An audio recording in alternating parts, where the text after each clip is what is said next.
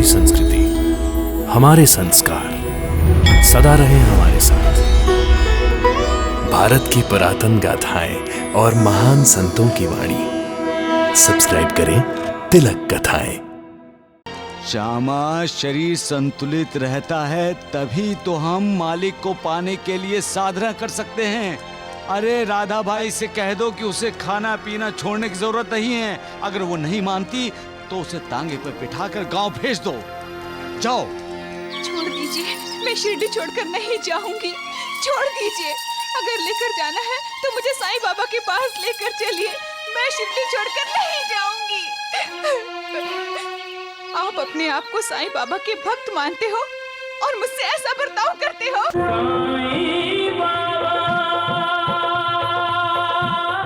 साईं बाबा, साईं बाबा, साईं बाबा, आप गुरुओं के गुरु हैं। साईं बाबा, मुझे गुरु उपदेश दीजिए। साईं बाबा। श्यामा, माँ जी से कह दो ना, मैंने कभी किसी को गुरु उपदेश दिया है ना कभी दूंगा। मुझ पर कृपा कीजिए बाबा, मुझे गुरु उपदेश दीजिए बाबा।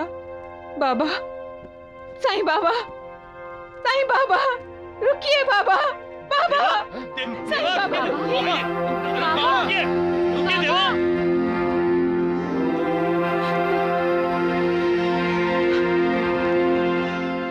बाबा, मुझे गुरु उपदेश दीजिए।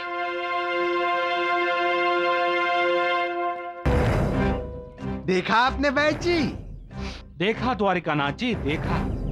वो बुढ़िया औरत उससे गुरु उपदेश लेना चाहती है और साईं राम राम राम चला गया है। अरे जाएगा ही, गुरु उपदेश के लिए ज्ञान चाहिए, सत्य वचन द्वारिकानाथ जी, विद्वता चाहिए। अरे वो कहाँ उसके पास है। तो फिर भागेगा कि नहीं? हाँ बिल्कुल।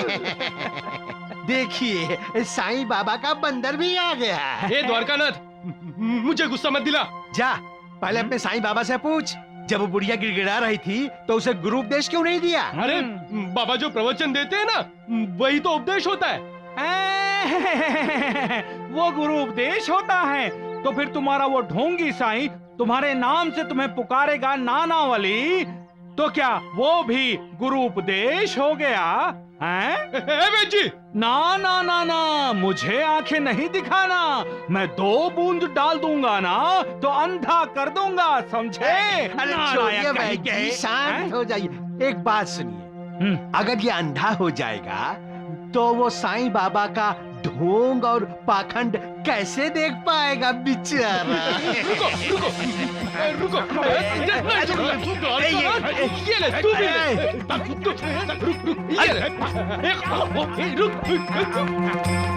सत्यानाश हो जाए इसका। रुक जाइए बाबा, रुक जाइए बाबा, रुक जाइए बाबा। अरे बाबा, रुक जाइए। देवा, अगर देवा, वो हमारी चाहती है बात तो दे दो ना उसे उपदेश बाबा। जाओ, चले जाओ, चले जाओ सब यहाँ से, चले जाओ, जाओ। नहीं बाबा, ये क्या कर रहे हैं? चले जाओ, बाबा, बाबा रुक जाइए बाबा। बाबा। देवा, देवा नाराज क्यों हो गए? रोना नहीं राधा भाई, रोना नहीं। देखो, हम द्वारका माई जाकर साईं बाबा से मिलेंगे। हाँ हाँ, चलो चलो चलो चलो चलो। हाँ, चलो हाँ चलो चलो। देवा, क्यों मेरे पीछे पड़े हो? मुझे किसी से नहीं मिलना। पर बाबा, वहीं रुक जाओ, यहाँ मत आओ, द्वारिका माई में मत आओ। देवा, ये क्या हो गया आपको? तुम चुप रहो। लेकिन राधा भाई बहुत दूर से आई है। देवा,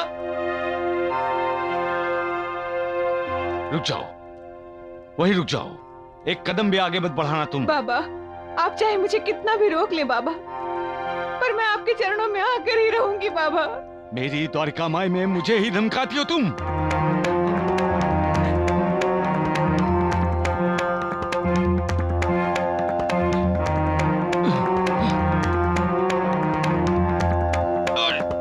जाओ यहाँ से, चले जाओ, जाओ जाओ यहाँ से।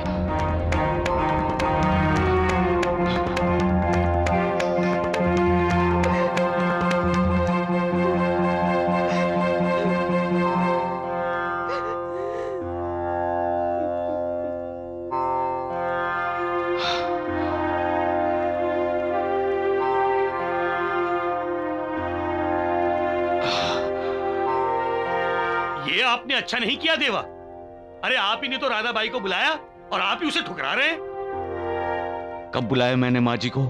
बोलो, कब बुलाया मैंने? बाबा आप ही तो कहते हैं, जब आप बुलाते हैं तभी तो भक्तजन चीड़े आते हैं।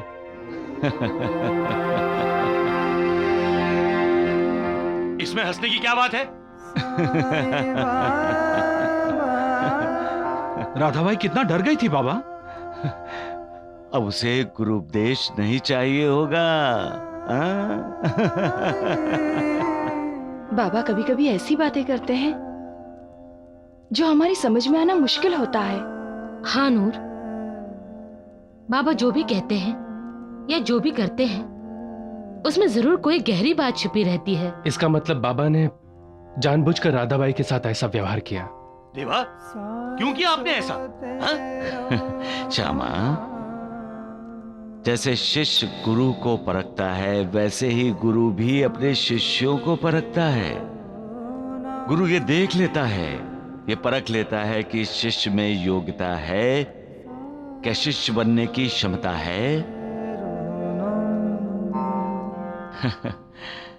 गुरु ये परीक्षा लेता है कि क्या उसका शिष्य श्रद्धा और विश्वास की कसौटी पर खरा उतरता है या नहीं।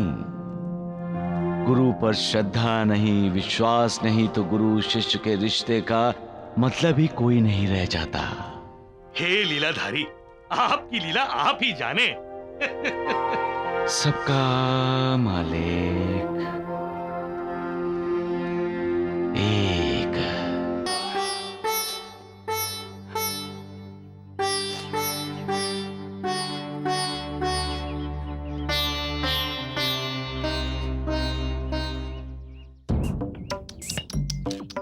बेचारी राधा बाई। वह जी, आप राधा बाई से जाकर कह दीजिए साईं बाबा ने उसे गुरु उपदेश नहीं दिया तो क्या? मैं उसे गुरु उपदेश देने के लिए तैयार हूँ। अरे हाँ द्वारिकानाथ जी, मैं तो ये भूल ही गया था। राम राम राम। चलिए। नमस्ते राधाबाई। नमस्ते। उदास होने की कोई आवश्यकता नहीं। हाँ, अच्छा हुआ आपने उस साईं बाबा को गुरु नहीं बनाया। अरे राम राम राम, वो तो पाखंडी है, ढोंगी है।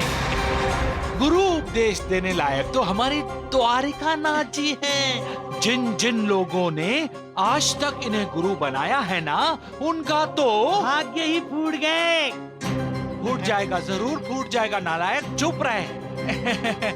राधाबाई, द्वारिकानाथ जी तो आप पर अवश्य अनुग्रह करेंगे। हाँ। अब मुझे किसी के अनुग्रह की आवश्यकता नहीं है। साईं बाबा के इनकार कर देने के बाद अब मैं शिरडी छोड़कर अक्कलकोट चली जाऊंगी और श्री स्वामी समर्थ के चरणों की पूजा करते हुए अपना बाकी का सारा जीवन बिता दूंगी। अब वही मेरे गुरु होंगे।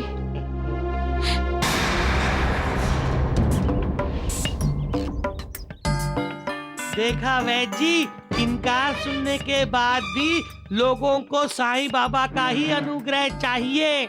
सब साईं बाबा को ही गुरु बनाना चाहते हैं और हमारे द्वारिकानाथ जी गुरु बनने के लिए बेचैन होते हुए भी कोई इन्हें अपना गुरु बनाने को तैयार नहीं है।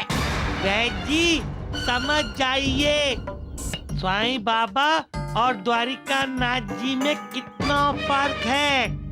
कहाँ गंगा जल और कहाँ गंदा जल। रुक, अब मैं तेरा जल निकालता हूँ। छोड़िए मत इसको।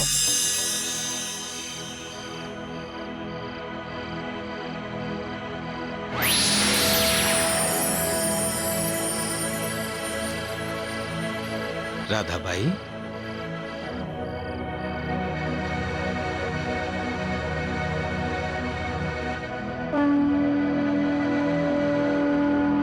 अक्कलकोट स्वामी जी, आप?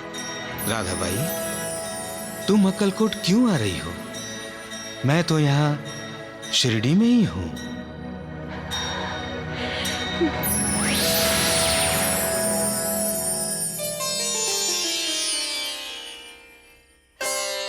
मुझे अक्कलकोट स्वामी का साक्षात्कार हुआ। अब मैं शिरडी छोड़कर नहीं जाऊंगी। साईं बाबा से ही गुरु उपदेश लूंगी। साक्षात्कार क्या है? साक्षात्कार सत्य का, सच का आईना है। साक्षात्कार वास्तव का ज्ञान है। साक्षात्कार का मतलब है अपनी गलतियों का एहसास होना। साक्षात्कार योग्य रास्ते का मार्गदर्शन है। साक्षात्कार हमें बताता है कि सिर्फ मालिक ही हमारा सच्चा दोस्त है। साक्षात्कार से ही हम जानते हैं कि इस विशाल दुनिया में हम अकेले नहीं हैं, मालिक हमारे साथ है। साक्षात्कार ज्ञान का आविष्कार है, हमारी सत विवेक बुद्धि की आवाज है। साक्षात्कार होने का अर्थ ही है हमारी आंखों का खुल जाना। क्या ठीक है, क्या गलत, हमें इसका परिचय होना। कौन हमारा है, कौन अपना है, कौन पराया है, इसकी जानकारी होना। साक्षात्कार का यह भी मतलब है कि सच्चाई जानकर पछतावा होना और अपने आंसुओं से अपने मन धोकर मालिक की भक्ति करने के लिए उसे पवित्र करना। सबका मालिक एक।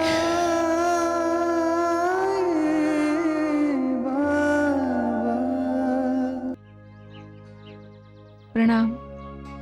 राधा बाई, आप तो अक्कलकोट जाने वाली थी ना? हाँ, पर अब मैंने अपना इरादा बदल लिया है। अब मैं तब तक शिरडी में ही रहूंगी जब तक साईं बाबा मुझे गुरु उपदेश नहीं देंगे। तो फिर आप द्वारका माई में क्यों नहीं आती? साईं बाबा ने मना किया है। अब मैं साईं बाबा का इंतजार यहीं करूंगी और जब साईं बाबा मुझे बुलाएंगे तब मैं द्वारका माई में जाऊंगी। देवा, ये कैसा नाटक है देवा?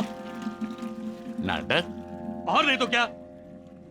मैं आपसे हाथ जोड़कर कहता हूँ, उस राधा बाई पर कृपा कीजिए। राधा बाई को बोलो वो संगमनेर वापस चली जाएं। अरे नहीं जाएगी वो, यही तो मुसीबत है ना। नहीं जाएगी वो। उसने संकल्प लिया है, आपसे गुरु उपदेश लिए बिना वो संगम में नहीं जाएगी। तब तो मुश्किल है श्यामा। अरे आपके लिए कुछ भी मुश्किल नहीं है देवा। तुम तो जानते हो श्यामा, मैं किसी को गुरु उपदेश नहीं देता। बेचारी बूढ़ी है देवा। मैं भी तो हर दिन बूढ़ा होता जा रहा हूँ श्यामा। हद है आपकी, सीधे जवाब दे ही नहीं सकते। श्यामा, बच्चों को पढ़ाते पढ़ाते तुम खुद बच्चों की तरह इज्जत करने लगे हो। अभी अभी आपने रिश्तों के बारे में कहा कि रिश्ते इंसान के लिए संपत्ति है, ऐश्वर्य है, वैभव है, और फिर क्या क्या कहा। और अब वो राधा बाई आपसे रिश्ता जोड़ना चाहती है तो आप इनकार कर रहे हैं। रिश्ता मालिक से जोड़ना चाहिए श्यामा। आप ही तो हमारे मालिक हैं देवा। मैं मालिक नहीं हूँ श्यामा, मैं तो वादा हक हूँ। शब्दों के खेल से राधा बाई का दिल नहीं भरेगा। आप उसे गुरु उपदेश दे दीजिए। नहीं, अब झगड़ा करना पड़ेगा आपसे। पिछले 72 जन्मों से मुझसे झगड़ा ही तो करते आ रहे हो तुम। बापा जी को देखकर तसल्ली हो गई है। वैसे भी अब वो ठीक लग रहा है। क्यों? लेकिन आपके भाई का बार बार बीमार होना ठीक नहीं है। कहीं वणी जाना और उनका बीमार होना जुड़ा तो नहीं होगा? अरे भगवान, तुम भी ना कहां से कहां पहुंच जाती हो। अरे अरे भाई भाई, रुक रुक रुक, हाँ रुक। हाँ हाँ। तुम घर जाओ, मैं अभी आता हूँ। जाओ।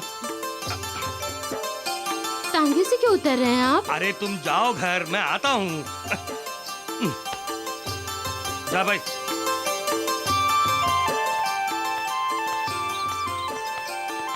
नमस्ते माँ जी। नमस्ते गुरुजी। कहीं साईं बाबा ने तो आपको मेरे पास नहीं भेजा? नहीं नहीं नहीं नहीं, आपको देखकर ही तो मैं टांगे से उतरा। मैं तो समझ रहा था आप संगमनेर चली गई होंगी। मेरे पास जितने पैसे थे सब खत्म हो गए। अब मैं संगम में नहीं जाऊंगी। यहीं शिरडी में रहकर साईं बाबा का इंतजार करूंगी। गुरुपदेश लेकर ही संगम में जाऊंगी। लेकिन माँ जी, साईं बाबा तो किसी को गुरु उपदेश देते नहीं। मैं तो गुरुपदेश लेकर ही जाऊंगी। मेरे पैसे खत्म होना मेरे लिए अच्छा शगुन है, ऐसा मैं मानती हूँ। और मैंने खाना पीना भी छोड़ दिया है। अगर साईं बाबा मुझे गुरु उपदेश नहीं देंगे तो यहीं शिरडी में ही मैं अपना दम तोड़ दूंगी। भूखा प्यासा रहकर इंसान का कोई भी कार्य पूरा नहीं होता श्यामा। अरे जाकर माँ जी को समझाओ श्यामा कि भूखे रहकर ईश्वर की प्राप्ति कभी नहीं होती। वो तो आपको पाना चाहती है बाबा। अब राधाबाई की भूख प्यास आपकी कृपा है। वो आपका गुरु उपदेश पाना चाहती है बाबा। हाँ बाबा, आप उस पर कृपा कीजिए। सगुण, मैं किसी को गुरु उपदेश नहीं देता। तुम लोग जाओ सगुण, श्यामा पहले उसे कुछ खिलाओ। उसे कहो कि भूखे रहने वाले का मन कभी शांत नहीं रहता। और मन की शांति नहीं है तो परमार्थ की प्राप्ति कैसे होगी? हमारे शरीर में निवास करने वाली आत्मा की तृप्ति भी तो होना जरूरी है। शरीर में अन्न की ऊर्जा ना हो तो हम कौन सी आंख से मालिक को देखेंगे? बोलो, किस जबान से मालिक की महिमा का वर्णन करेंगे हम, और किन कानों से मालिक को सुनेंगे? श्यामा, शरीर संतुलित रहता है तभी तो हम मालिक को पाने के लिए साधना कर सकते हैं। अरे राधा भाई से कह दो कि उसे खाना पीना छोड़ने की जरूरत नहीं है। अगर वो नहीं मानती तो उसे तांगे पर बिठाकर गांव भेज दो। जाओ। छोड़ दीजिए, मैं शिरडी छोड़कर नहीं जाऊंगी। छोड़ दीजिए, अगर लेकर जाना है तो मुझे साईं बाबा के पास लेकर चलिए। मैं शिरडी छोड़कर नहीं जाऊंगी। आप अपने आप को साईं बाबा के भक्त मानते हो और मुझसे ऐसा बर्ताव करते हो। माँ जी, साईं बाबा की ही आज्ञा है कि आपको आपके गांव भेज दिया जाए। मैं नहीं जाऊंगी, मैं शिरडी छोड़कर कहीं नहीं जाऊंगी। मैं अपने प्राण त्याग दूंगी, पर मैं शिरडी छोड़कर नहीं जाऊंगी। माँ जी, साईंनाथ से गुरु उपदेश चाहती हैं और गुरु की ही आज्ञा का पालन नहीं करना चाहती? क्यों? गुरु उपदेश देने के बाद साईं बाबा मेरे गुरु होंगे, उससे पहले नहीं। गुरु उपदेश देने के बाद साईं बाबा मुझे जो कहेंगे वो मैं करूंगी। मैं उन्हें शिकायत का एक मौका नहीं दूंगी। बहुत जिद्दी हैं आप माँ जी, बहुत जिद्दी हैं। लेकिन आपने सुना नहीं माँ जी, बाबा किसी को गुरु उपदेश नहीं देते। अगर बाबा मुझे गुरु उपदेश देने के लायक नहीं समझते तो मैं यहीं अपने प्राण त्याग दूंगी, पर मैं शिरडी छोड़कर नहीं जाऊंगी, कहीं नहीं जाऊंगी।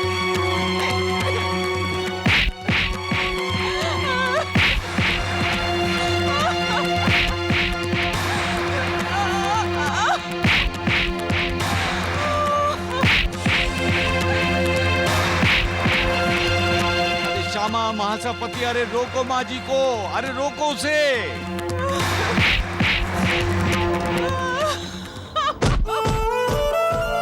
माँ जी, ये आप क्या कर रही हैं? अपने आप को संभालिए। अरे राधा भाई, ये क्या पागलपन है? मुझे साईं बाबा के पास ले चलिए। चलिए माँ जी, चलिए। हम आपको द्वारिका माई लेकर जाएंगे।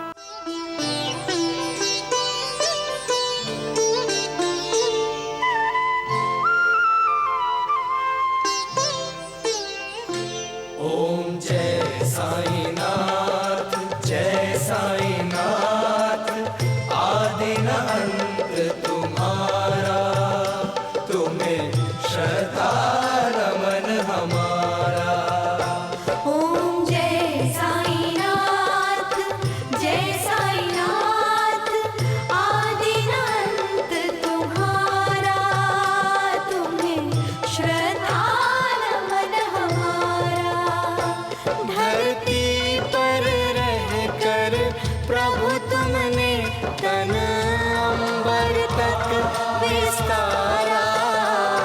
ओम जय साईनाथ, जय साईनाथ, आदि न अंत तुम्हारा, तुम्हें श्रद्धा नमन हमारा।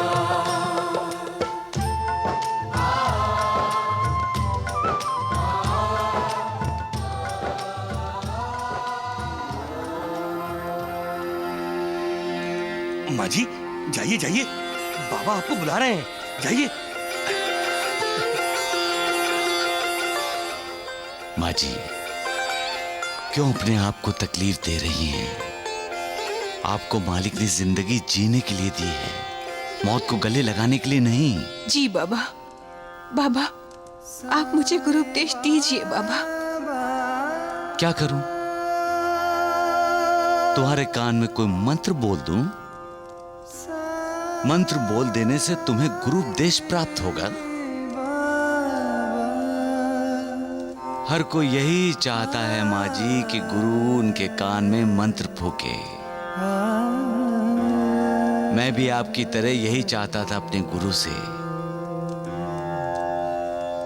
लेकिन उन्होंने कभी मेरे कान में कोई मंत्र नहीं फूका, न ही कोई गुरु उपदेश दिया। बाबा, तो आपको शिक्षा क्या दी उन्होंने? लंबे समय तक उनकी सेवा करने के बाद एक दिन उन्होंने मुझसे 2 पैसे मांगे। 2 पैसे बाबा? अर्थात एक दृढ़ निष्ठा, श्रद्धा और दूसरा धैर्य और सबरी। मैंने 12 बरस तक उनकी सेवा की, उनके श्री चरणों में ही खो गया था मैं। उनके अलावा सब भूल गया था। उनका हर एक शब्द मेरे लिए वेद वचन था। ये उनकी तरफ मेरी श्रद्धा थी, विश्वास था। ये थी उन्हें दी हुई 1 पैसे की दक्षिणा। और दूसरा पैसा बाबा? धैर्य, सबरी। गुरु पर अविश्वास न दिखाते हुए मैं धैर्य से उनकी सेवा करता रहा। उनके कृपा आशीर्वाद की प्रतीक्षा करता रहा, लेकिन कभी भी अपना धैर्य नहीं खोया, ना ही कभी मौत को गले लगाने का सोचा। माँ जी, धैर्य ही मनुष्य में मनुष्यत्व है। धैर्य इंसान का उद्धार करता है। धैर्य इंसान की हर मुश्किल आसान करने वाला रास्ता दिखाता है। धैर्य ही इंसान को निर्भय बनाता है और किसी भी मोह के अधीन होने से बचाता है।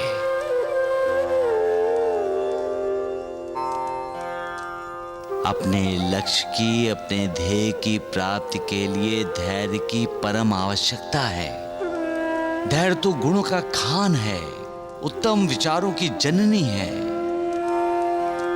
श्रद्धा और सबरिया, निष्ठा और धैर्य 2 जुड़वा बहनों की तरह हैं, जिनमें एक दूसरे के लिए हार्दिक प्रेम है। सच्चा गुरु अपने शिष्य से किसी वस्तु की इच्छा नहीं रखता। माँ जी, वो हमेशा अपने शिष्य की रक्षा करता है, हमेशा उसकी कृपा दृष्टि अपने शिष्य पर बनी रहती है। कछवी के बच्चे उसके पास हों या नदी के उस पार, कछवी प्रेम दृष्टि से उनका पालन करती है, उसी तरह गुरु अपने शिष्य का पालन करता है।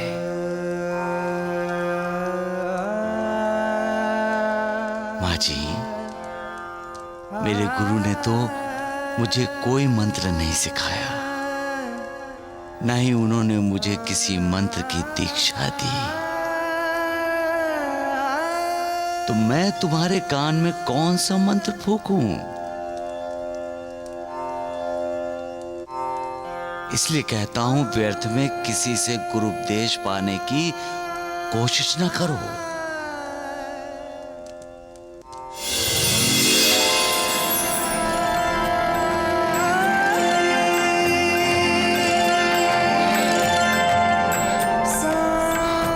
सदैव मेरा ही स्मरण करो, मेरा ही चिंतन करो, श्रद्धा और सबरी से मेरे बताए हुए मार्ग को अपने जीवन का लक्ष्य बनाओ। तुम्हें निसंदेह परमार्थ की प्राप्ति होगी। मेरी ओर अनन्य भाव से देखो, तुम भी मुझे वैसे ही भाव से तुम्हारी ओर देखते हुए पाओगे। जैसी तुम्हारी श्रद्धा है, उसी तरह मैं तुम्हारी सहायता करूंगा। मैं कभी झूठ नहीं बोलता हूं। परमार्थ की प्राप्ति के लिए कोई साधन करने की अथवा शास्त्र अध्ययन करने की जरूरत नहीं है। सिर्फ मुझ पर श्रद्धा रखो और विश्वास करो। तुम अपना लक्ष्य, अपना ध्येय पालोगे। विश्वास रखो कि सद्गुरु ही करता है, सद्गुरु ही तारनहार है और सद्गुरु ही पालनहार है। जो सद्गुरु की इन तीन विशेषताओं को जानता है, पहचानता है, वो सद्गुरु की हरि, हर और ब्रह्मा अर्थात ब्रह्मा विष्णु महेश का अवतार समझता है।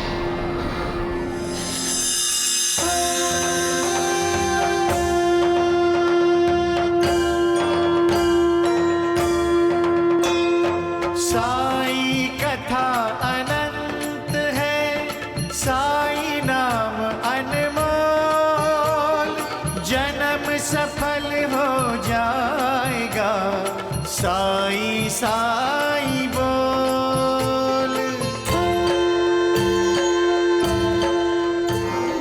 श्री सच्चिदानंद सद्गुरु साईनाथ महाराज की जय।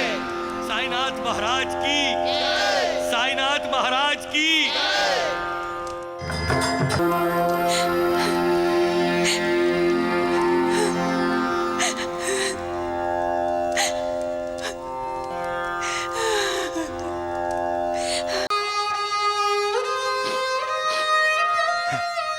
दामू, जी भाई साहब। तुम रो क्यों रहे हो दामू? बिल्कुल नहीं, मैं तो हंस रहा हूँ। अपनी भावनाओं को छुपाने की कोशिश तो करता है इंसान, लेकिन छिपा नहीं सकता। ऐसी कोशिश करते हुए उसका चेहरा, उसकी आंखें जो बोलती हैं, समझने वाला समझ जाता है कि वो झूठ बोल रहा है। तुम झूठ बोल रहे हो दामू? भाई साहब मैं झूठ क्यों बोलूंगा? क्या तुम अहमदनगर के शंकर सेठ को पहचानते हो दामू? भाई साहब मुझे अपना काम करने दीजिए। दामू, ये मेरे सवाल का जवाब नहीं हुआ। शंकर सेठ को नहीं। भाई साहब, मैं शंकर को पहचानता था, लेकिन ये जो यहां आया था वो मेरा शंकर नहीं था। भाई साहब अगर वो मेरा भाई होता तो मुझे पहचानते ही मेरे गले नहीं लग जाता।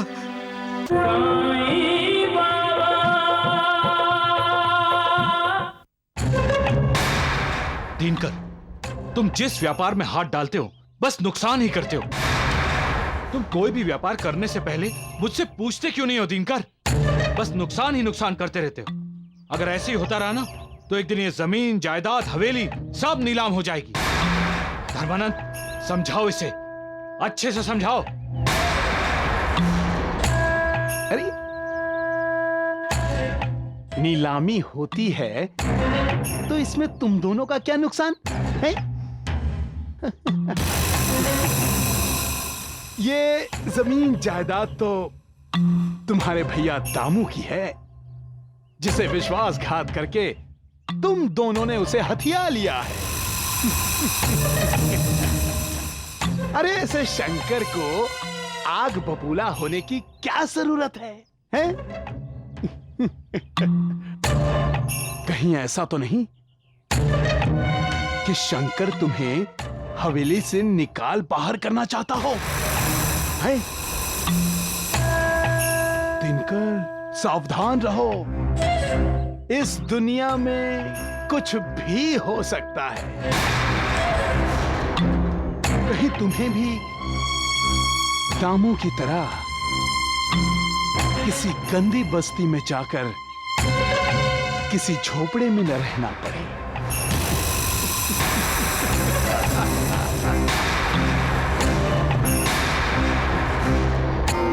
जब संदेह, शक, संशय, शंका रूपी शत्रु इंसान पर हमला करते हैं, तब जिस इंसान का मन सशक्त नहीं है वो बदल जाता है। उसका मन पहले की तरह उसका साथ नहीं देता। इस संदेह और संशय की वजह से ही भाई भाई नहीं रहता, दोस्त दोस्त नहीं रहता। शक और शंका की एक चिंगारी रिश्ते को आग लगा देती है, और ये आग तब बुझती है जब सच्चाई सामने आती है। लेकिन तब तक आग सब कुछ जला देती है, रिश्ते भी और रिश्तेदार भी। इसलिए अपना मन सुदृढ़ बनाओ, और सुदृढ़ मन के लिए मालिक की पूजा करो। तब शक, संदेह, शंका, संशय का आक्रमण भी कोई असर नहीं करेगा। सबका मालिक एक। अरे गोपाल,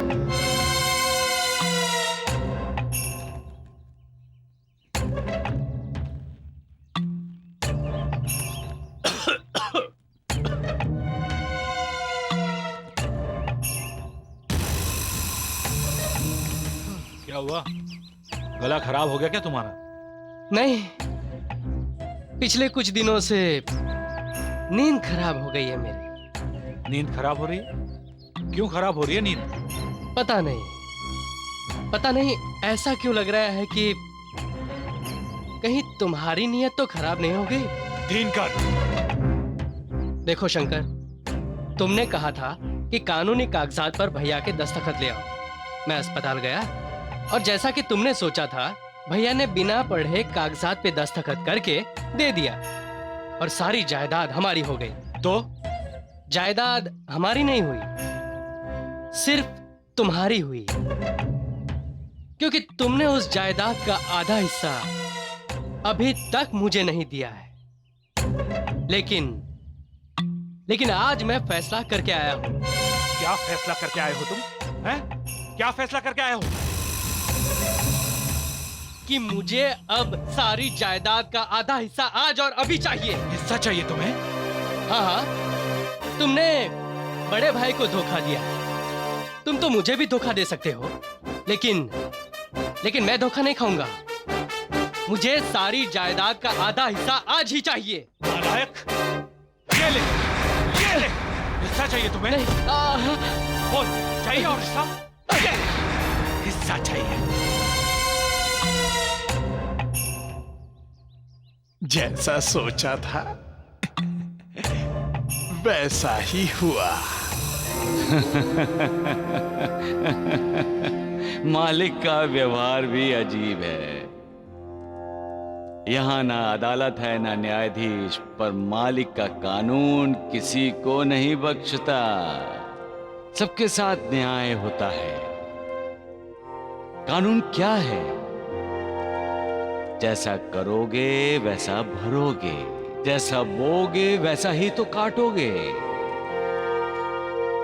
तुम दूसरों की मदद करोगे तो दूसरे तुम्हारी मदद करेंगे। तुम दूसरों को इज्जत दोगे तो तुम्हें भी इज्जत मिलेगी।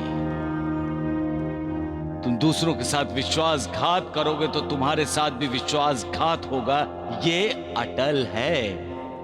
जिन पैसों के लिए तुम अपनों से गद्दारी करते हो वो पैसे किसी के नहीं होते। पैसे का कोई ईमान धर्म नहीं होता।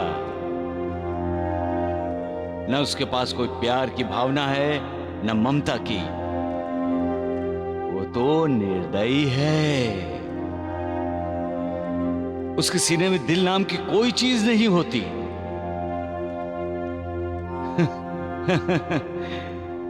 कमाल है उसकी जो पैसों के लिए बड़े से बड़ा अपराध करते हैं। पैसे भी उन्हें ठोकर मार देता है। फिर वही इंसान पैसे की खोज में दर दर की ठोकरें खाकर भटकता रहता है। इसलिए पैसे को उतनी अहमियत दो जितनी जरूरी है। पैसे के लिए अपने संबंधों को, अपने रिश्तों को ना तोड़ो। याद रखो, रिश्ते इंसान की ताकत होते हैं। माँ बाप, भाई बहन, बेटा बेटी, चाचा चाची, नाना नानी, दादा दादी, ये रिश्ते इंसान के समृद्ध परिवार का लक्षण है। रिश्ता और रिश्तेदार ही तो इंसान की संपत्ति है। जब रिश्ता टूटता है, रिश्तेदार मुंह मोड़ लेता है, तो इंसान के समृद्ध परिवार की एक कड़ी टूटती है और उसकी संपत्ति, उसका पैसा कम हो जाता है। तो फिर क्या जरूरत है रिश्ते तोड़ने की? क्यों हम अपने रिश्तेदारों को धोखा दें? क्यों विश्वासघात करें उनके साथ सिर्फ पैसे के लिए? अरे पाना है तो मालिक को पाओ, पैसे को नहीं। रिश्ता मालिक से जोड़ो, क्योंकि वो पैसे की तरह निर्दयी नहीं है। उसके सीने में भी दिल है जो इंसान के लिए भी धड़कता है। वो जितना कठोर है उससे कई गुना ज्यादा वो कोमल है। और इस कोमलता का अनुभव हम तब करते हैं जब हम मालिक से रिश्ता जोड़ते हैं, उससे रिश्तेदारी जोड़ते हैं। सबका मालिक एक। तुमने मुझे बुलाया शंकर? मैंने तुम्हें आधा घंटा पहले बुलाया था और तुम अब आ रहे हो। अब वो क्या है शंकर के? शंकर नहीं, शंकर सेठ कहो, समझे? जी। धर्मानंद, ये रजिस्टर बता रहा है कि तुमने 2000 रुपए लिए हैं। किसकी इजाजत से तुमने ये पैसे लिए हैं? वो दिनकर सेठ की इजाजत से। दिनकर सेठ नहीं है धर्मानंद। ये जमीन जायदाद हवेली व्यापार का वो भी तो मालिक है शंकर सेठ। धर्मानंद, ये जमीन जायदाद हवेली और कारोबार का मैं अकेला मालिक हूं, दिनकर नहीं। धर्मानंद, कहीं तुम भी वही तो नहीं समझ रहे हो जो दिनकर समझ रहा है? वो सच नहीं है। सच ये है कि मैंने तुम दोनों को बेवकूफ बनाया है कि सब कुछ दिनकर के नाम कर दें। और तुम दोनों ने बिना कानूनी कागजात पड़े हुए मेरा यकीन कर लिया, बिल्कुल वैसे ही जैसे दामू भैया ने दिनकर का किया था। अब मैं ये ऐलान करता हूं कि ये जमीन, जायदाद, हवेली, कारोबार, इस सब का मैं मालिक हूं। कौन मालिक है? जी आप, शंकर सेठ। आज के बाद बिना मेरी इजाजत के अगर एक पैसा भी तुमने लिया तो मैं तुम्हें बाहर फेंकवा दूंगा। धर्मानंद, तुमने क्या कहा था कि दिनकर मुझे भी दामू भैया की तरह हवेली से बाहर फेंकवा देगा? दिनकर से कह देना कि जो जेवर और महंगे महंगे कपड़े वो पहनता है वो सब उतार दे, और इस घर में अगर रहना है तो भाई बनकर रहे, मालिक बनकर नहीं। जी शंकर सेठ।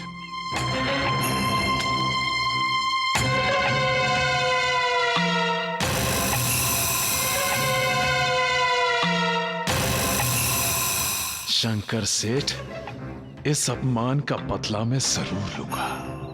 तुम कृतज्ञ हो। ये जमीन, जायदाद सब तुम्हें मेरी बदौलत मिला है और तुम मुझे ही आंखें दिखाते हो। फोड़ दूंगा मैं तुम्हारी ये आंखें।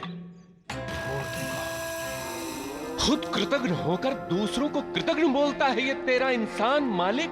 ये दूसरों का अपमान करते वक्त जरा नहीं सोचता, लेकिन खुद का अपमान हुआ तो सांप की तरह डसना चाहता है। अपनी महत्वाकांक्षा पूरी करने के लिए किसी भी हद तक गिर सकता है, किसी का लिहाज नहीं उसे। जिस थाली में खाता है उसी में छेद करता है, भूल जाता है तुम्हारी शिक्षा, तुम्हारे बनाए सारे नियम कानून। कहा जाता है कि जैसा कर्म वैसा फल, जैसी करनी वैसी भरनी। जो दूसरों के लिए गड्ढा खोदता है उसी गड्ढे में वो खुद गिर जाता है, और तब उसे उठाने के लिए, उसे गड्ढे से बाहर निकालने के लिए कोई हाथ नहीं देता है। तब उसे गुस्सा आता है। कौन समझाए तुम्हारे इंसान को मालिक?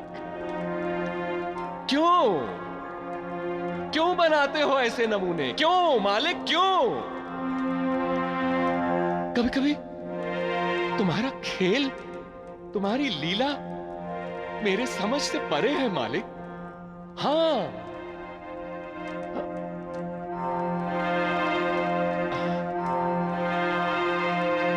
सबका मालिक एक। आओ धर्मानंद, आओ। देखो दिनकर। धर्मानंद, जबान को सिखाओ कि वो दिनकर सेठ बोले। क्या? दिनकर सेठ। गुस्सा थूक दो दिनकर, गुस्सा थूक दो। वैसे भी अब तुम्हें ये बढ़िया बढ़िया कीमती कपड़े और जेवर पहनने की आदत छोड़नी पड़ेगी। क्या कहा? ना, ये मैंने नहीं कहा, ये तो तुम्हारे शंकर भैया ने कहा है। और अगर उसकी बात नहीं मानी तो वो हम दोनों के कपड़े उतरवा कर इस हवेली से बाहर भेज देगा, बिल्कुल उसी तरह जिस तरह तुम दोनों ने अपने दामू भैया को हवेली से बाहर भेज दिया था। जल्दी जाओ और साधारण कपड़े पहनकर आओ। भूल जाओ कि तुमने कभी किसी नौटंकी में मालिक का किरदार किया था। जाओ।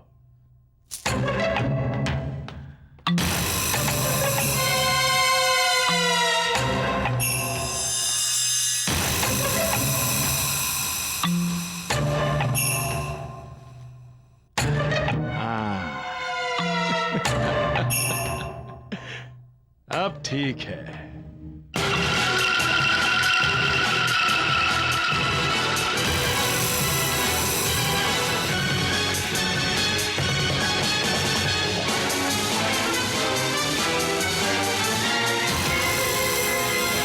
अभी तो तुम्हें सिर्फ महंगे कपड़े उतारने के लिए कहा गया है। इसके पीछे मालिक का जो संकेत है उसे समझने की कोशिश करो।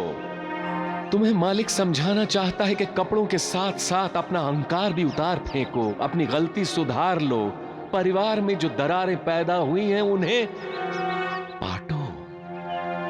विश्वासघात, धोखेबाजी, शंका, संदेह, संशय, इंसान के ऐसे शत्रुओं को जिन्हें तुमने अपने दिल में जगह दी है उन्हें हटा दो और उसकी जगह प्यार, ममता, आदर, सम्मान, विश्वास उन्हें जगह दो। कल्याण होगा, वरना दूसरों को धोखा देने की कोशिश में खुद धोखा खाते रहोगे। याद रखो, जहां विश्वास है वहां इंसान चैन से श्वास लेते हुए निवास करता है और ऐसे स्थान में मालिक का वास होता है। सबका मालिक एक। कुछ करो धर्मानंद।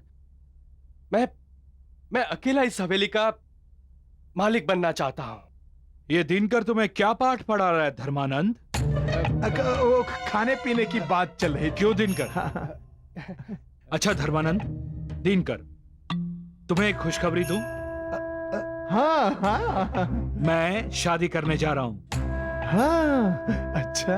दामू भैया और भाभी बार बार मुझसे घर बसाने के लिए कहते थे, लेकिन तब मुझे शादी एक बंधन लगती थी। लेकिन अब मुझे जीवन साथी की जरूरत लग रही है। ये तो बहुत अच्छी बात है शंकर भैया।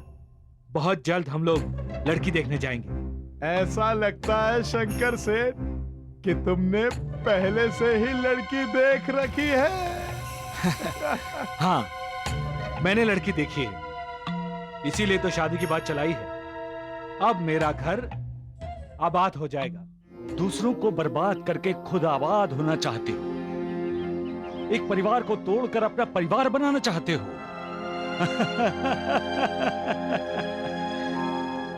सावधान,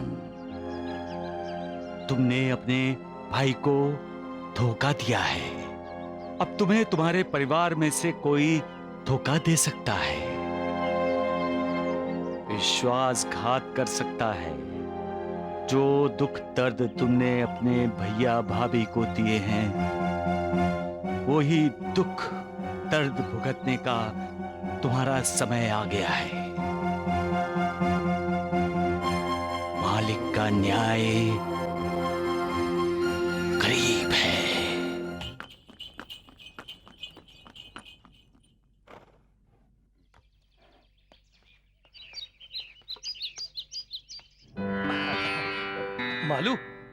मालू यहाँ क्या करी? वो लड़के वाले आ गए हैं, जल्दी चलो। लड़के का नाम शंकर है, अहमदनगर में हवेली है, खुद का व्यापार है, राजा की रानी बनकर रहेगी मेरी बेटी। हाँ हाँ जल्दी करो, आओ भाई, आ जाओ, आ जाओ।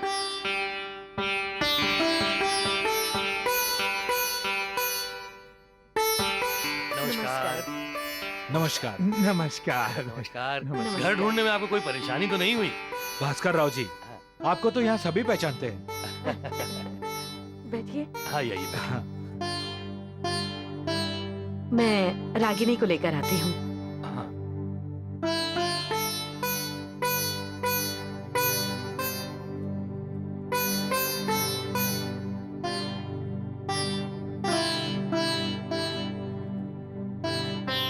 आओ बेटा, बैठो।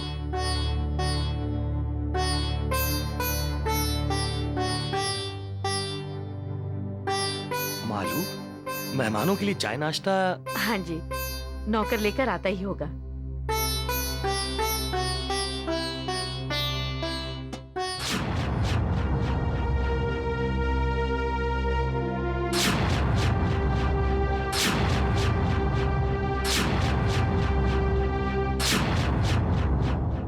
अरे शंकर, तुम?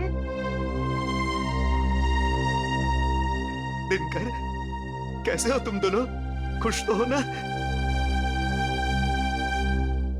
तुम दोनों को देखकर मेरा दिल भर आया। दामू, तुम जानते हो इन्हें? हाँ, क्या आप दामू को जानते हैं? जी नहीं, बिल्कुल नहीं। कौन है ये?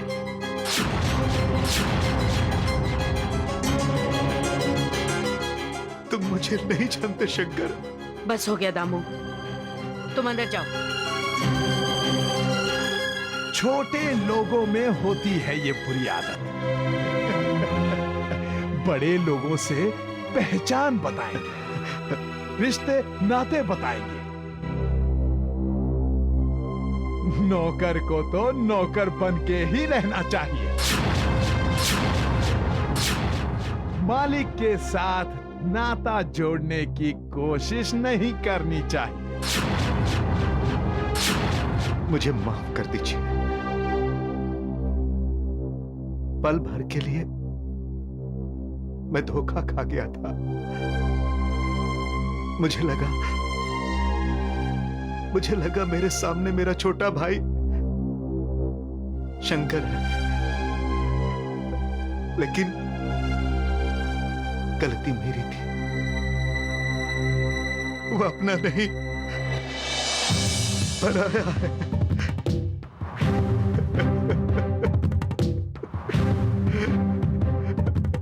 मुझे माफ कर दीजिए। कैसा न्याय है मालिक तुम्हारा? जिसने जिंदगी भर किसी का अपमान नहीं किया, उसे अपमानित किया जा रहा है। भाई भाई को पहचानने से इनकार कर रहा है। जिसके पैर छूने चाहिए उसे ठोकर मारे जा रहा है। और तुम दर्शक बनकर देख रहे हो मालिक? ये कैसा कर्मों का बंधन है मालिक, कैसा कर्म भोग है। अपने भक्त की इस तरह परीक्षा क्यों लेते हो तुम मालिक? एक भाई जब अपने पिता समान भाई को पहचानने से इनकार करता है तो लगता है तुम्हारी इस दुनिया में कोई किसी का नहीं है। स्वार्थ, द्वेष, ईर्ष्या, धोखा, नफरत, विश्वासघात, यही रिश्तेदार हैं इंसान के। हर किसी ने बेईमानी और कृतज्ञता से नाता जोड़ा है। तुमसे कोई नाता जोड़ना ही नहीं चाहता मालिक। अब भी मौका है मालिक। अपनी योग निद्रा से जागो, वरना जब जागोगे तब बहुत देर हो चुकी होगी मालिक। जिस इंसान को तुमने बनाया है वो तुम्हारा नहीं रहा, बल्कि मक्कारी, धोखा, फरेब, बेईमानों के अधीन हो गया है ये।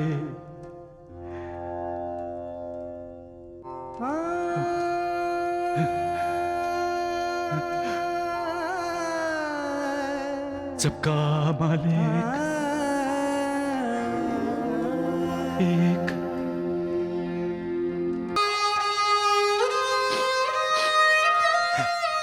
दामू, जी भाई साहब। तुम रो क्यों रहे हो दामू? बिल्कुल नहीं, मैं तो हंस रहा हूं। अपनी भावनाओं को छुपाने की कोशिश तो करता है इंसान, लेकिन छिपा नहीं सकता। ऐसी कोशिश करते हुए उसका चेहरा, उसकी आंखें जो बोलती हैं, समझने वाला समझ जाता है कि वो झूठ बोल रहा है। तुम झूठ बोल रहे हो दामू? भाई साहब मैं झूठ क्यों बोलूंगा? क्या तुम अहमदनगर के शंकर सेठ को पहचानते हो दामू? भाई साहब मुझे अपना काम करने दीजिए। दामू, ये मेरे सवाल का जवाब नहीं हुआ। शंकर सेठ को नहीं भाई साहब, मैं शंकर को पहचानता था, लेकिन ये जो यहां आया था वो मेरा शंकर नहीं था। भाई साहब अगर वो मेरा भाई होता तो मुझे पहचानते ही मेरे गले नहीं लग जाता। अगर मेरा भाई शंकर सेठ होता भाई साहब, तो क्या मैं आपके यहां नौकरी करता? अच्छा ये बताओ, तुम्हें शंकर सेठ कैसे लगी? बहुत अच्छा भाई साहब, बहुत बड़ा आदमी है, लाखों का कारोबार है, जमीन है, जायदाद है, तुम्हें कैसे मालूम? तुम तो उसे जानते भी नहीं हो ना? वो क्या है ना भाई जी, वो भाई साहब, वो देखने में ही सेठ जी रईस लगते हैं ना, इसीलिए मैं बोला।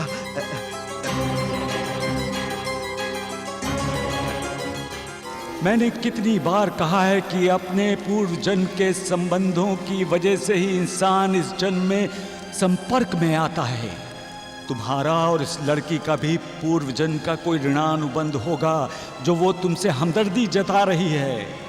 ये भी तो हो सकता है कि वो तुम्हें इंसाफ दिला दे। मालिक की लीला कौन समझ सकता है दामू? जिंदगी के किस मोड़ पर हमें कौन मिलने वाला है, वो हमारी जिंदगी में क्या बदलाव लाएगा, अच्छा या बुरा हम नहीं जानते, लेकिन वो मालिक जानता है। इसलिए मालिक की भक्ति करो, मालिक की शरण में जाओ, मालिक का गुणगान करो, तुम्हारी हर मुश्किल आसान हो जाएगी। सबका मालिक एक। पल पल मिथ्या बोलना लोगों का अभ्यास। अरे शंकर, तुम मूढ़ता बाबा हुए उदास, साईं हुए उदास। शंकर सेठ, अब तक तो दामू भैया ने लड़की के माँ बाप को सब कुछ बता दिया होगा। किस्मत में ही खोट है शंकर सेठ, वरना जो लड़की आपको पसंद है दामू भैया उसी के घर में नौकरी कैसे करते? इंसान के कर्म इंसान का पीछा कभी नहीं छोड़ते। वो चाहे कितना भी उनसे दूर भागना चाहे, अपने कर्मों का फल उसे भोगना ही पड़ता है। इसलिए हमेशा अच्छे कर्म करते रहना चाहिए। जब इंसान अच्छे कर्म करता है तो उसकी प्रशंसा होती है, उसकी जय जयकार होती है। लेकिन जब वो बुरे कर्म करता है तो उसकी निंदा होती है, उसका धिक्कार किया जाता है, उससे नफरत की जाती है। इसलिए बच्चे, तुमसे कोई गलती हुई हो तो उसे सुधार लो। अपने बड़े भाई को धोखा दिया है तो उससे माफी मांग लो। जो भी उससे छीना है उसे वापस कर दो। मालिक तुम्हें माफ कर देगा। तुम्हारा कल्याण होगा बच्चे।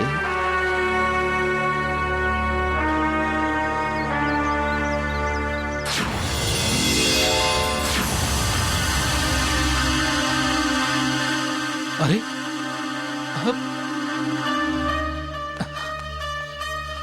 ये पीर फकीर कहाँ गायब हो गया? अरे ये फकीर बाबा गायब कहाँ हो गया?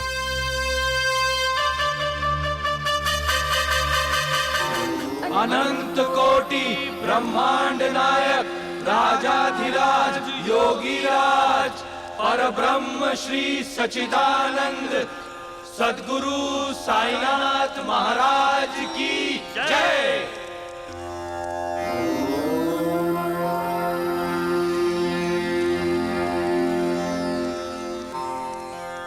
ज्ञानी, योगी, ऋषि मुनियों ने, संतों ने हमें शिक्षा दी है।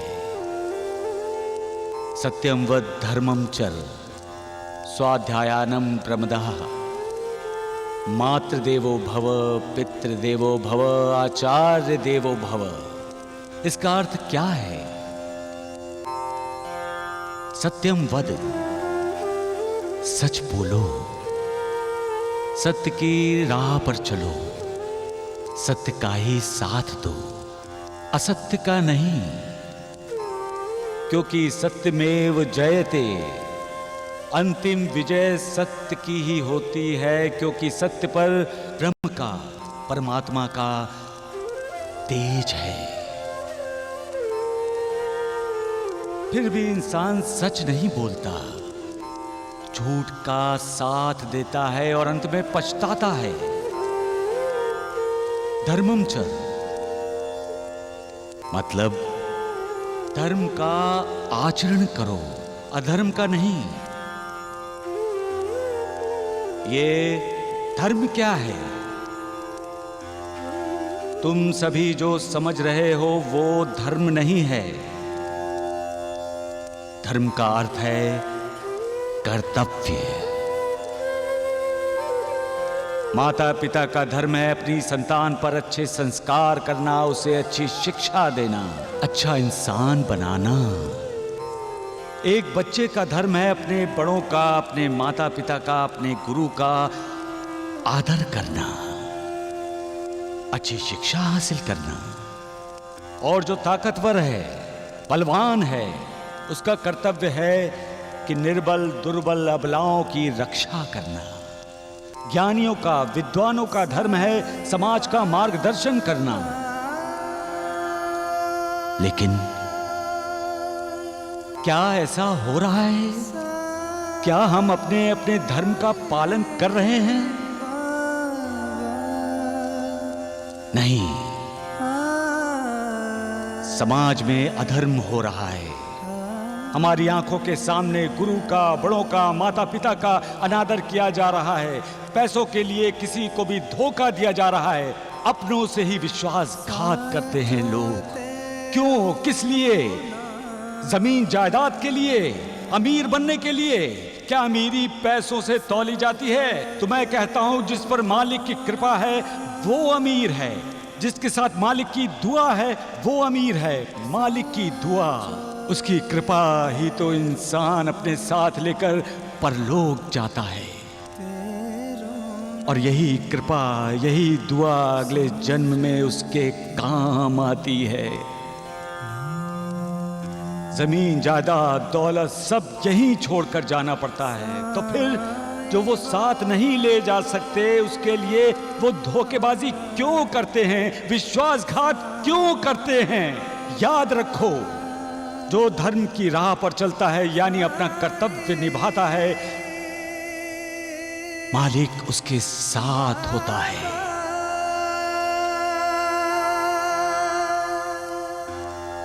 सबका मालिक एक।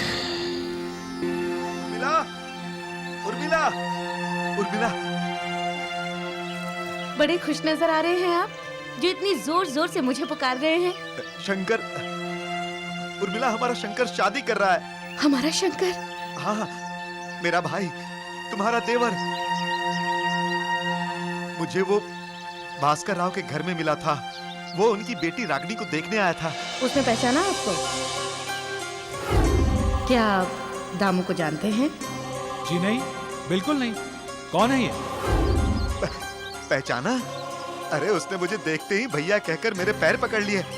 मैंने उसे गले से लगा लिया। वो भी मेरे सीने से लिपट गया और कहने लगा कि भैया, भैया अब मैं आपके बिना नहीं रह सकता। भैया, भैया चलिए ना, घर चलिए ना आप। और इसीलिए आप मुझे हमारी अहमदनगर की हवेली में ले जाने के लिए भागते भागते आए हैं।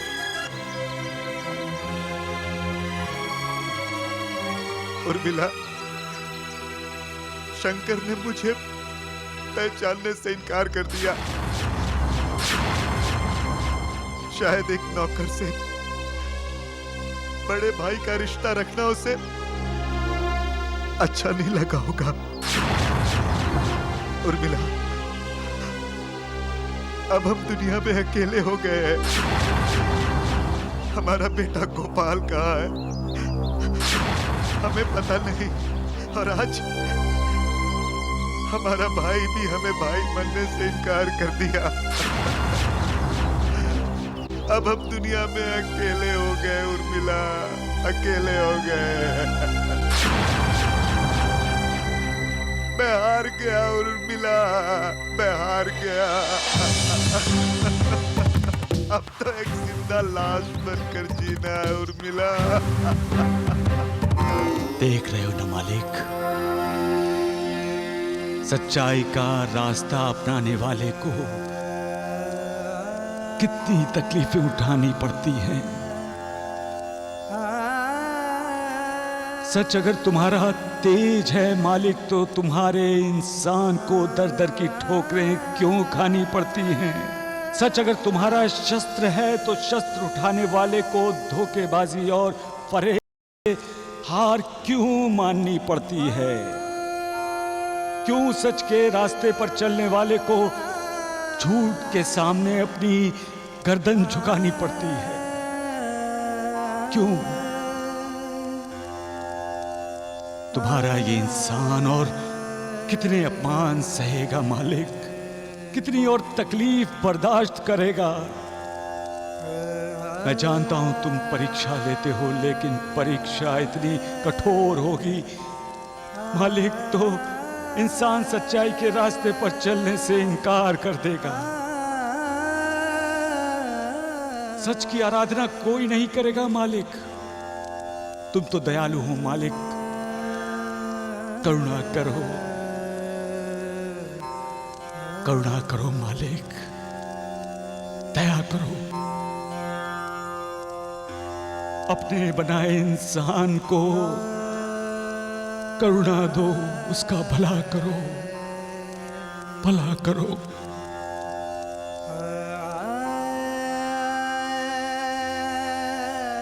सबका मालिक एक। साईं बाबा, साईं बाबा, जय साईं बाबा, जय साईं। देवा, देवा सुनिए, देवा, देवा बाबा, रुकिए बाबा। क्या बात है श्यामा, क्यों मेरे पीछे पड़े हो? मैं आपके पीछे पड़ा हूं। झगड़ा करना चाहते हो? अगर झगड़ना चाहते हो तो कल परसों कर लेंगे। आज मैं बहुत परेशान हूँ। दामू सेठ की वजह से परेशान है। क्यों? दामू सेठ की वजह से बाबा क्यों परेशान होंगे? क्योंकि दामू सेठ को उसके भाइयों ने घर से निकाल दिया। आपके भक्त की ये हालत देवा। क्यों बचपना कर रहे हो श्यामा? आप जानबूझकर अनजान बन रहे हैं देवा। हाँ। इंसान को अपने बुरे कर्मों का फल भोगना पड़ता है श्यामा, इसमें कोई कुछ नहीं कर सकता। अब जहर पियोगे तो मरोगे ही, लेकिन अमृतमयी दूध पियोगे तो सुदृढ़ बनोगे। सबका मालिक एक। देवा, देवा, देवा। लेकिन गुरुजी, क्या हुआ? लक्ष्मी की माँ, मैं अहमदनगर गया था। सोचा दामू सेठ से मिलता चलूं। जब उसकी हवेली पर गया तो अरे ओ दामू सेठ, दामू अन्ना, दामू अन्ना कहाँ है? गुरुजी, आप? अहमदनगर आया था, सोचा मिलता चलूं। कहाँ है दामू सेठ? गुरुजी, यहाँ कोई दामू सेठ नहीं रहता है। क्या मतलब? मतलब ये गुरुजी कि इस हवेली के मालिक शंकर सेठ हैं, दामू सेठ नहीं।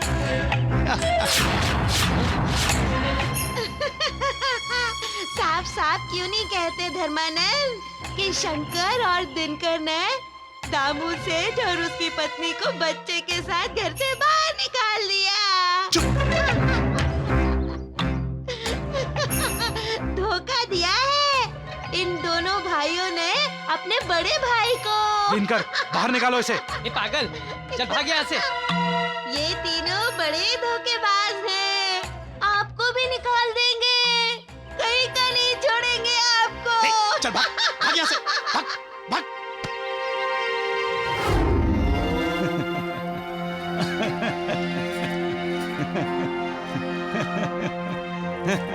मालिक।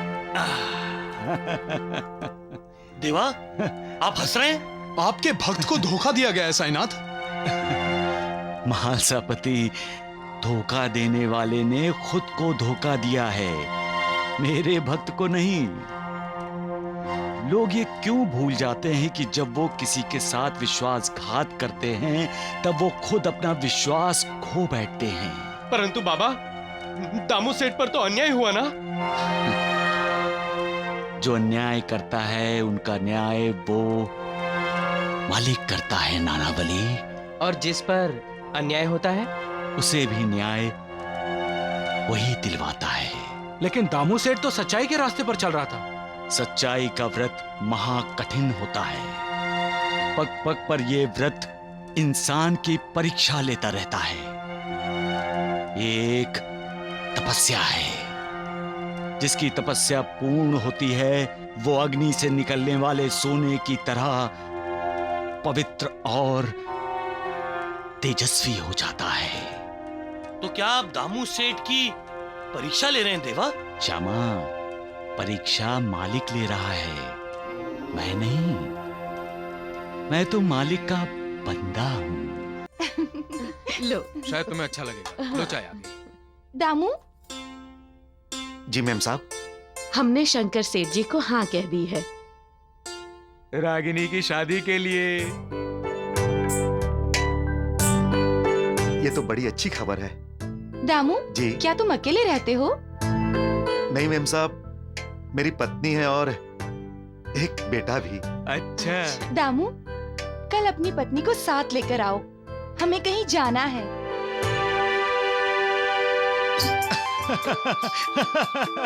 अब मजा आएगा। अब दूध का दूध और पानी का पानी हो जाएगा। तेरा जवाब नहीं मालिक, खेल में रंग भरना कोई तुमसे सीखे। बाबा आज खुश क्यों लग रहे हैं? जब बाबा के किसी भक्त को खुशी मिलने वाली होती है या मिलती है तो बाबा खुश होते हैं नूर। हाँ। अब सबको पता चल जाएगा कि मालिक हर किसी के साथ न्याय करता है। अब सब जान जाएंगे कि इंसान जैसा करता है वैसा ही भरता है। वाह मालिक वाह।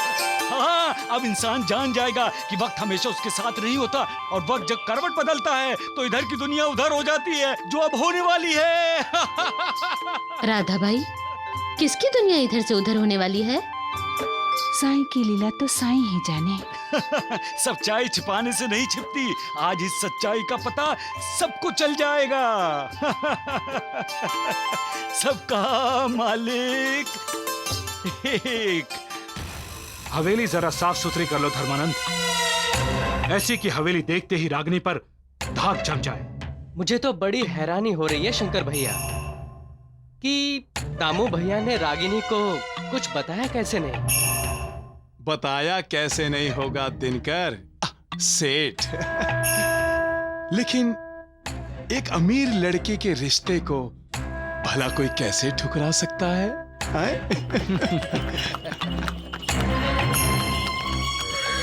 धर्मानंद, लगता है वो लोग आ गए।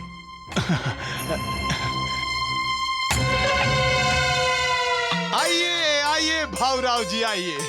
नमस्कार। नमस्कार। रास्ते में कोई तकलीफ तो नहीं हुई ना? बिल्कुल भी नहीं। वैसे भी वो उस औरत ने हमें रास्ता दिखा दिया।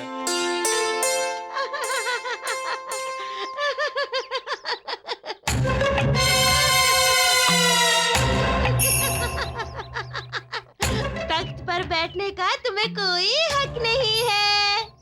उठ जा, इस तख्त का असली हकदार आया है। चल भाग। पता नहीं इस पागल लड़की को खुला क्यों छोड़ रखा है। आइए भावराव जी, मेरे घर में आपका स्वागत है। आप दोनों टांगे से तो उतरिए। आपके कुछ और रिश्तेदार भी आए हैं क्या भावराव जी? साथ कुछ लोग हैं और वो हमारे रिश्तेदार।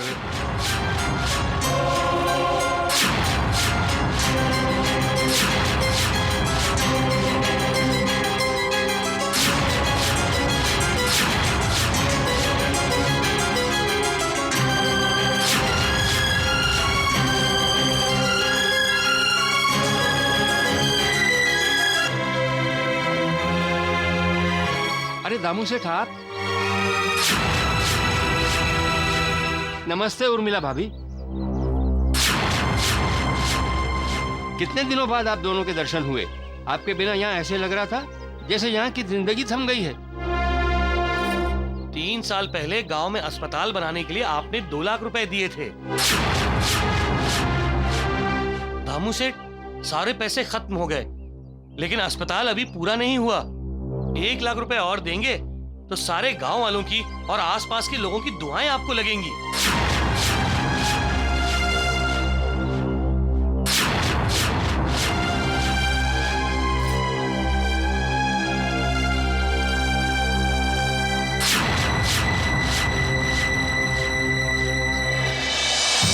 अरे शंकर, दिनकर, देखो कौन आया है।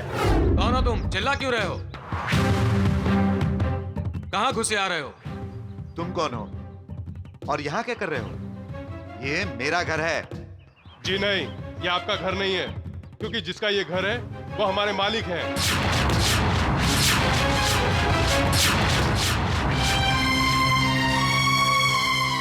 ये रहा आपका सामान।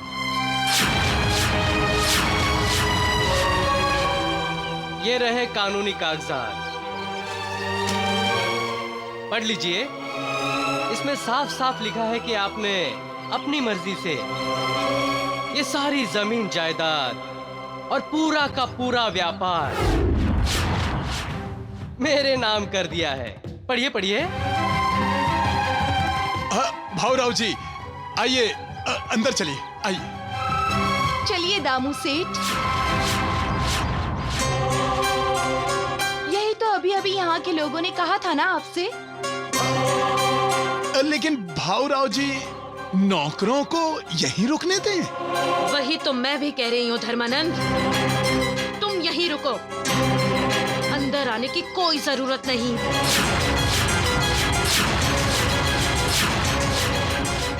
सुख धाम धन धाम साई राम साई श्याम, गुण धाम यश धाम साई राम साई श्याम। ओ भक्त वत्सल दीन बंधु बाबा तुझे प्रणाम। साई बाबा तुझे प्रणाम, साई बाबा तुझे प्रणाम।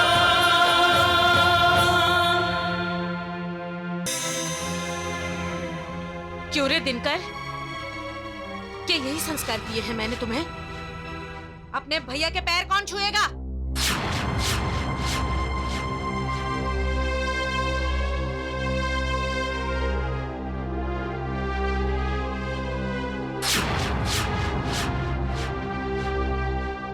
क्यों रे शंकर, तुम्हारे भैया कह रहे थे तुम्हारी नजर कमजोर हो गई है, इसलिए तुमने इन्हें पहचाना नहीं। आप खड़े क्यों हैं? बैठिए ना। हाँ बैठिए। कैसी लगी आपको हमारी हवेली? तुम्हारी हवेली? अपने भैया की पीठ पर वार किया, उन्हें धोखा दिया, विश्वासघात किया उनके साथ, तो क्या ये हवेली तुम्हारी हो गई? खून पसीना एक करके तुम्हारे भैया ने ये हवेली बनवाई, दिन रात मेहनत करके ये व्यापार आगे बढ़ाया, धोखे से एक दस्तखत लेकर सब कुछ तुम्हारा हो गया। के पास बेईमान। ये क्या कर रही हो तुम?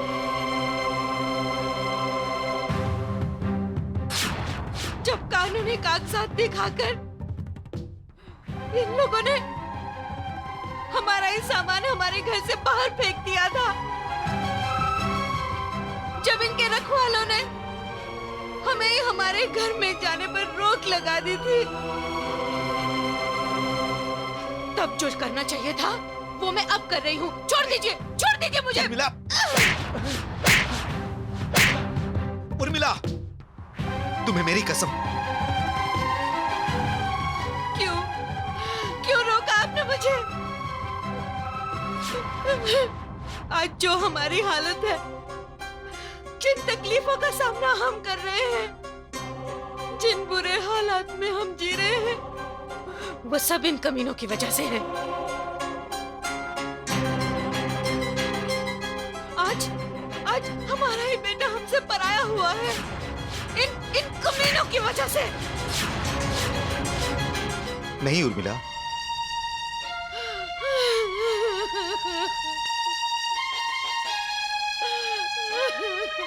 क्यों रोक रहे हैं आप मुझे? उर्मिला क्योंकि ये भी तुम्हारे ही बच्चे हैं। जब हमारा गोपाल नहीं था तो तुम इन्हें अपना बच्चा समझती थी ना। ये तुम्हारे देवर नहीं, तुम्हारे बच्चे हैं उर्मिला। और तुम मां हो इनकी। और मां अपने बच्चों को माफ कर दिया करती हैं। तुम भी इन्हें माफ कर दो उर्मिला।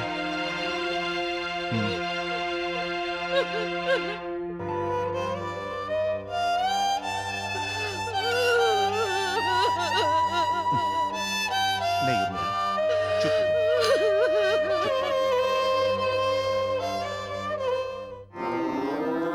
जिंदगी में सारे दुखों की जड़ है चाहत, इच्छा, ख्वाहिश। उम्मीद करना कि वो मिल जाए, उसे पा लूं, वो हासिल कर लूं।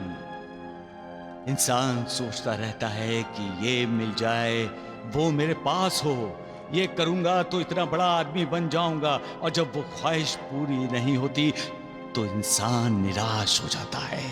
कभी कभी ज्यादा जोश में आकर फिर से पूरी मेहनत करके, पूरी ताकत लगा के जो उसे नहीं मिला था उसे हासिल करने की कोशिश करता है। पैसों के लिए अपनों को धोखा देता है, मालिक से गद्दारी करता है।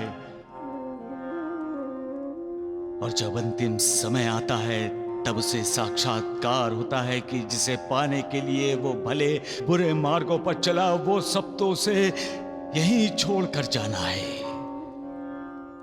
पैसा उसके साथ नहीं जाता, साथ जाते हैं उसके अच्छे कर्म, पुण्य, लोगों की दुआएं और बद्दुआएं भी, कुकर्म भी और पाप भी,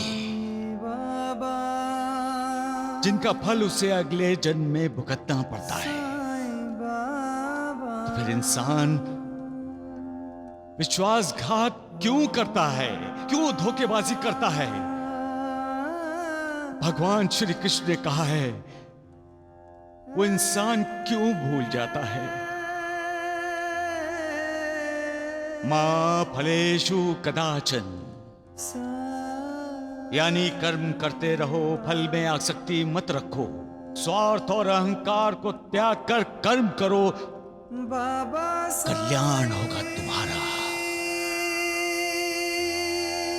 सबका मालिक एक।